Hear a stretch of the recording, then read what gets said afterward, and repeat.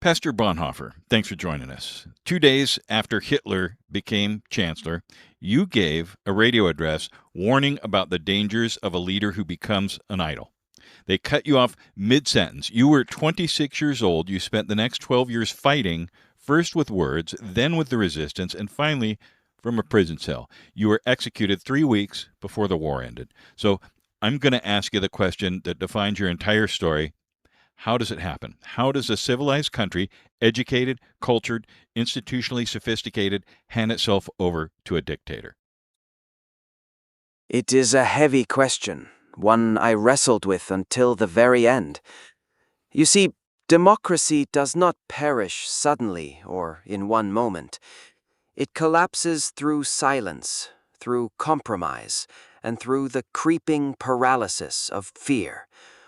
I watched the institutions that should have stood guard, the church, the universities, the judiciary, one by one capitulate.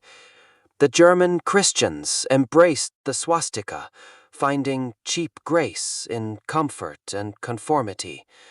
Silence in the face of evil is itself evil. Not to speak is to speak. Not to act is to act. The good people, they prioritized their security over moral clarity. That was the true tragedy.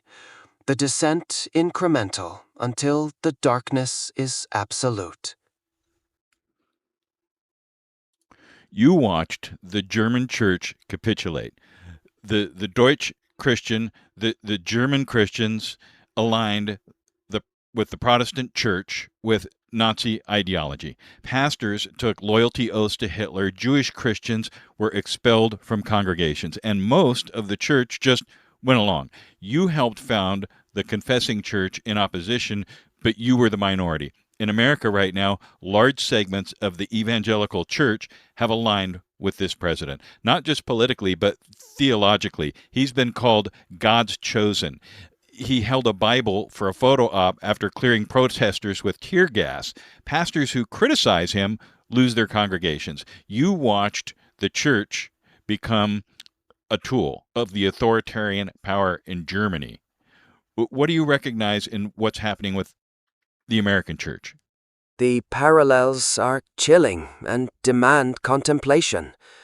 What I see is the same dangerous path, the confusion of a political leader with a spiritual one, the manipulation of faith for power. Cheap grace becomes the opiate, promising salvation without the cost of discipleship, without the moral courage. When pastors trade their prophetic voice for proximity to authority, they surrender the very essence of their calling. I saw this in Germany, the acceptance of the Aryan paragraph, the abandonment of Jewish Christians. When the church no longer critically confronts power, but embraces it, it betrays its purpose and inevitably weakens the democratic fabric. The Enabling Act. March 1933, the Reichstag voted to give Hitler the power to pass laws without them. Parliament basically voted itself into irrelevance, and it was legal. In the United States, Congress has passed legislation allowing the president to abolish federal agencies without a congressional vote. They refuse to assert war powers over Iran strikes. They've blocked their own oversight investigations. The administration has defied roughly 1 in 3 court orders, and Congress has done nothing about it. You watched a parliament hand over its authority and call it patriotism. Is the American Congress doing basically the same thing in slow motion? Yeah, this is a powerful comparison and it demands our attention. The Enabling Act in 1933 was a crucial moment. It was not just a legal maneuver, it was a profound betrayal of institutional duty. Parliament surrendered its power, driven by fear, ambition, and the seductive embrace of cheap grace, the illusion that silence could secure safety. When a legislative body declines its fundamental checks, refuses oversight, and tolerates the defiance of its own laws, it mirrors a dangerous path. The good people who said nothing in Germany believed their silence was sustainable, but silence in the face of evil is itself evil. Not to speak is to speak, not to act is to act. The subtle corrosion of democratic norms often feels slow, like a creeping fog, but the cost of such surrender is ultimately paid in blood and liberty. Vigilance is not just a virtue, it is a necessity. The Civil Service Purge, the law for the restoration of the professional civil service, April 1933. Hitler removed Jews and political opponents from government jobs, and he replaced them with party loyalists. In America, there's Schedule F, a proposal to reclassify tens of thousands of career federal employees as political appointees, hired and fired based on loyalty. The administration has already fired